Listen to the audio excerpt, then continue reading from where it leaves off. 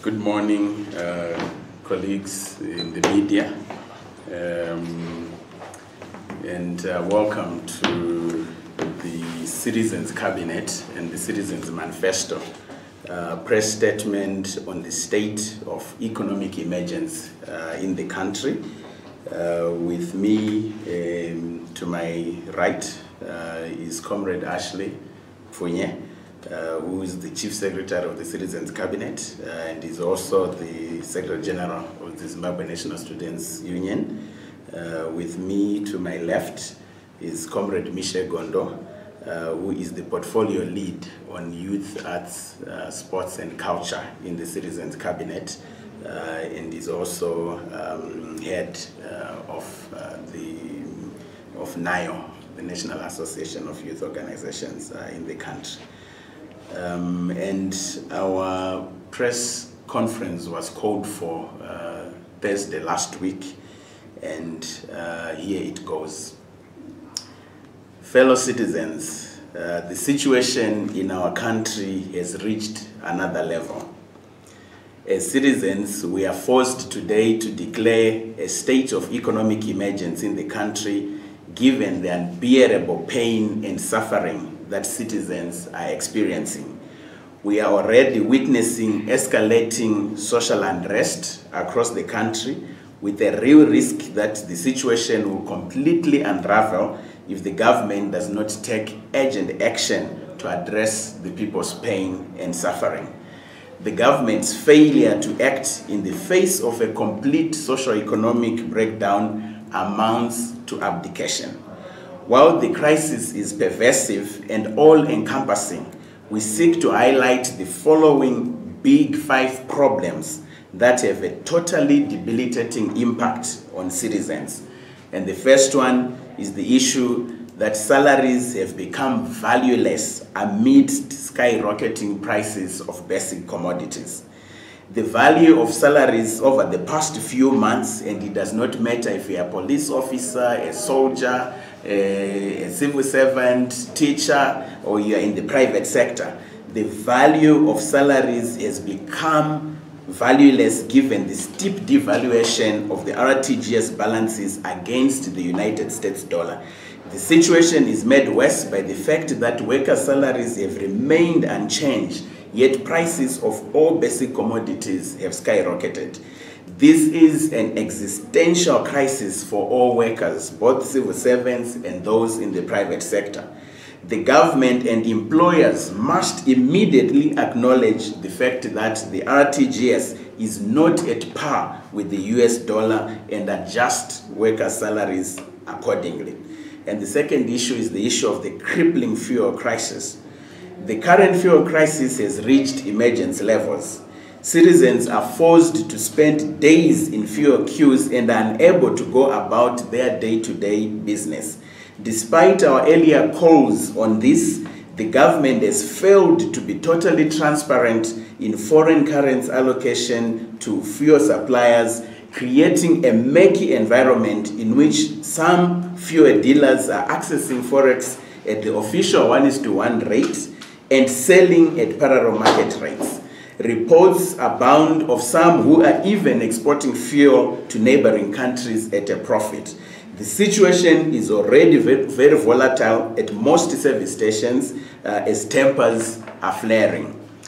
Again, without total transparency in the allocation of foreign currency and purchasing of fuel, the problem will not be solved. Furthermore, the government should stop protecting a cabal in the fuel industry and simply allow those with forex to import and trade freely.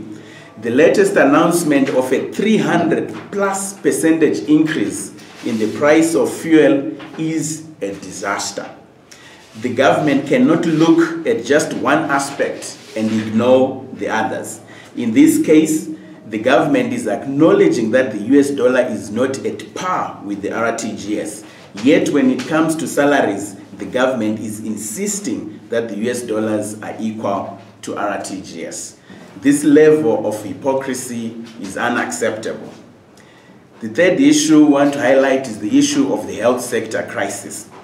The situation in our health sector has reached emergence levels. As far back as November last year, we called for the declaration of a state of emergency in the public health sector. Essential drugs are generally unavailable, and where they are available, prices are beyond the reach of most Zimbabweans. Again, the government has failed to take decisive action to address the health crisis. Some importers receiving foreign currency allocations are turning around and charging the public exorbitant US dollar prices. Health is life, and it cannot be that the government fails to prioritize the $6 million that is required monthly to ensure full availability of drugs. The fourth issue we want to highlight is the currency confusion. The present confusion with regards to the currency in use in Zimbabwe cannot be allowed to continue. The government cannot continue the fiction of a 1:1 exchange rate between the US dollar and the RTGS. This is at the core of the destabilization of the whole macroeconomic environment. The fiction is existing today only to serve the purpose of underpaying workers and in order to give those who are in positions of privilege the opportunity to profit when they access US dollars at the 1:1 rate and burn it on the parallel market. We want to talk directly to the Minister of Finance, Professor Mutuli Ncube, on this. Professor, please get out of the book you are living in and see the hard, cold, brutal reality of the hardships that citizens are facing. Your call to the nation to tighten belts and swallow the bitter pill of austerity measures under the false promise that prosperity will come lacks legitimacy. The first condition for any project seeking to mobilize national sacrifice is total transparency and accountability with regards to public finances. We have made several calls in the past on simple things that the government should do to ensure unreserved transparency in government revenues and spending, and all we have seen is lethargy on the part of government. We have not seen any sense of urgency on the part of government when it comes to closing loopholes and opportunities for corruption and undue benefit by those who are connected. This is particularly so with regards to access to foreign currency at the 1:1 rate. We can only conclude that certain interests are currently benefiting from the current mess and are not concerned in solving the crisis. The fact of these catfish who thrive in muddy waters cannot be dismissed. And under these circumstances, the citizens cannot be the ones to bear the pain of the so-called reforms.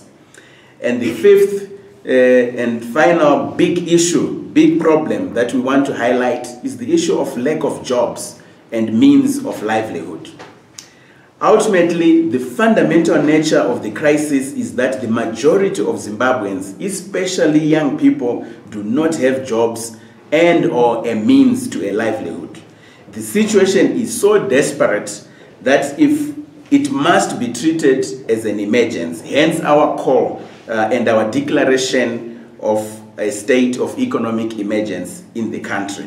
The few who are still in formal employment are under threat because of the government's failure to stabilize the macroeconomic environment and create a viable environment for business. Most companies have already stopped trading because of the confusion.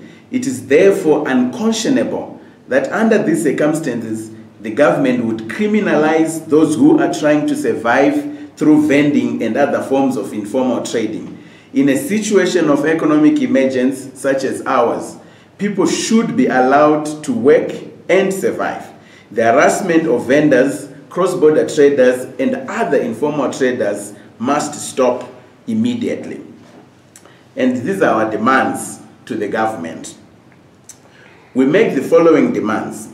First, recognize the state of economic emergency in the country and urgently attend to the big 5 problems that we have highlighted. We are calling on the government to wake up from its current slumber and officially recognize the state of economic emergency in the country. The indifference and total failure to acknowledge people's pain and suffering is dangerous and a sure way to disaster. In acknowledging the state of economic emergency, the government must recognize that it cannot be business as usual, and the whole state must mobilize itself to relentlessly attend to solving the above-mentioned Big Five problems. We expect to see government and parliament fully focused on solving these evil problems with clear communication to citizens on what the government is doing. There is no fuel shortage, or fuel queues mean that there is fuel available, or fuel crisis will be over in a few days type of communication that has come from the government with regards to the fuel crisis is a typical case of a state dangerously taking citizens for granted. In acknowledging the state of economic emergency in the country, the government must recognize that it cannot waste scarce foreign currency on expensive foreign trips to Norway, where those involved in the syndicate walk away with thousands of US dollars in allowances. The norm internationally is that leaders cancel foreign trips and stay put to work round the clock to address emergency situations. In acknowledging the state of economic emergency, the government must recognize that every little available public revenue must be directed towards providing the greatest benefit to citizens and not feeding a rapacious bureaucracy. The fact that today government is planning to splash millions of dollars on expensive cars for members of parliament and other useless expenses when hospitals have no drugs is a clear case of a government that is dangerously out of touch with reality. We are also calling and demanding an inclusive national dialogue. We are calling for the government to accept the urgent need for an inclusive national dialogue, IND if you want. The government must accept that the nation is in peril because of both economic and political reasons. As such, it is important for the country to engage in a dialogue that brings about a political solution intended to address the socio-economic challenges. It must be made clear that the problems we are facing go beyond political parties. As such, we are calling for an inclusive national dialogue bringing together credible representatives of political parties, civil society, churches, labor, youth, and women. We will not seek at this stage to prescribe the outcome of the IND. However, our expectation is that we will find an inclusive political solution that will reduce the crippling polarization in our country and set forth a clear reconstruction agenda that is underpinned by robust political and economic reforms. It's a dialogue that we believe needs international facilitation as well as technical support to ensure that it moves forward. And here is our course of action.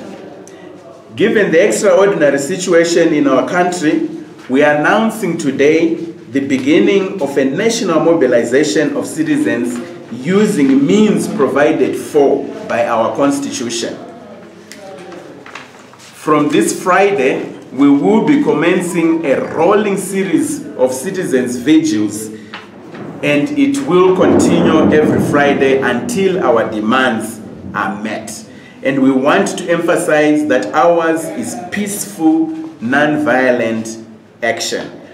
We call upon citizens to exercise non-violent protest to force the government to acknowledge the urgency of the situation and heed the call of the citizens. In line with this, as the Citizens Cabinet and as Citizens Manifesto, we declare our support for the Zimbabwe Congress of Trade Union-led national shutdown and urge all citizens to participate peacefully. We appear before the nation today and we show our faces. We have nothing to hide.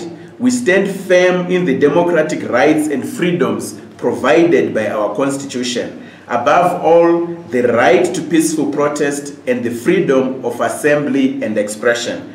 We appeal to the government to take the citizens' voice, anguish, and pain that we convey today seriously.